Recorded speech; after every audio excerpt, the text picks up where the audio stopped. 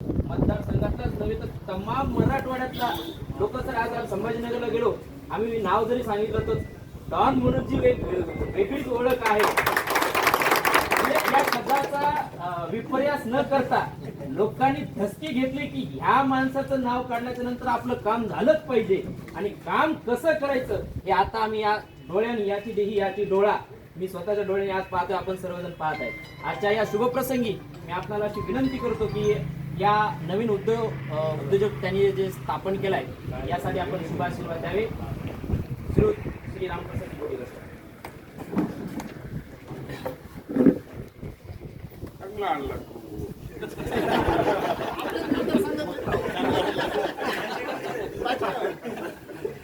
Pachegaon sir. Navnath भगस यांच्या कल्पनेतून, त्यांच्या पुढाकाराने सुकन्या हॉटेल नाश्ता सेंटरचं आज उद्घाटन झालं असं जाईल. या कार्यक्रमाला आवर्जून आलेले माजी जिल्हा परिषदेचे उपाध्यक्ष, आमचे स्नेही वसंतराव शिंदे, जिल्हा परिषदेचे सभापती अशोक काकडे, या शहराचे भारतीय जनता पक्षाचे अध्यक्ष माजी भारतीय जनता पक्ष शिंदे शहराचे अध्यक्ष सगळ्यांचे नाव घेण्यामध्ये ससे वेळ जाईल. काय भावकी आता गुरुजी म्हणतील की आम्हाला आता हे करायचं तर आमचे नाव कसं घ्यायला घेणार. पण आज पोळा परवा झाला, काल शनिवार होता, आज खरं जास्त काही आणि काय पण आम्हाला निमंत्रण आहे परभणी 12 वाजता यावं. पण आमच्या मित्राची आई वारली, आपले शेषराव गोरगडवाडीचे शेषराव, ते म्हणजे तिकडं जायचं. तिथून अशोकराव म्हणजे त्यांच्या गावात आमचे सरकारी विद्यार्थ्यांची जास्त काही बोलत नाही, पण एवढं सांगतो की नवनाथ हा मला वाटते 15-20 वर्ष झाले असतील आरोपांना दोषी. खरं पाहिलं तर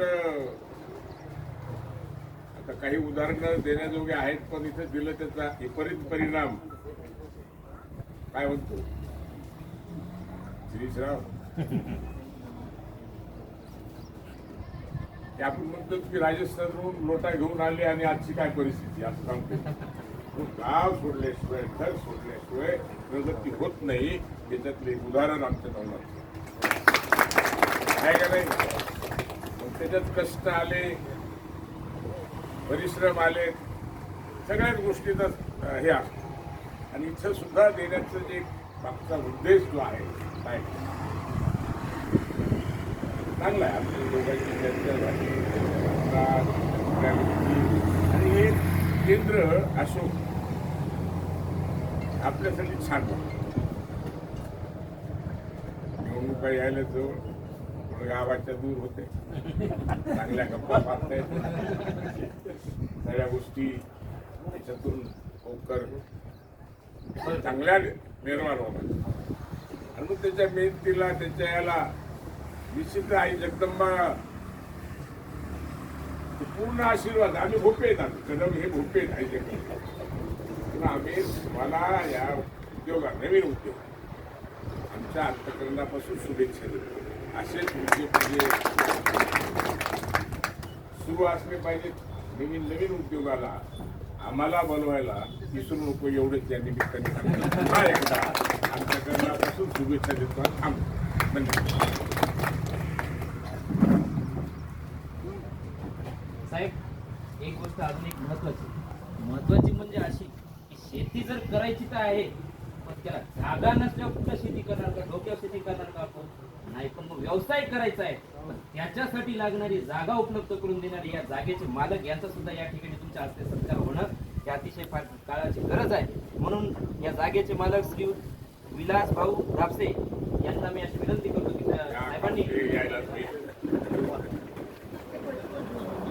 नंतर सन्मान करतात.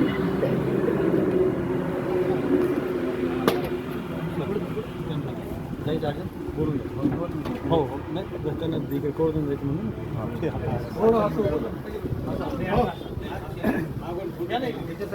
कोणी यायला नको.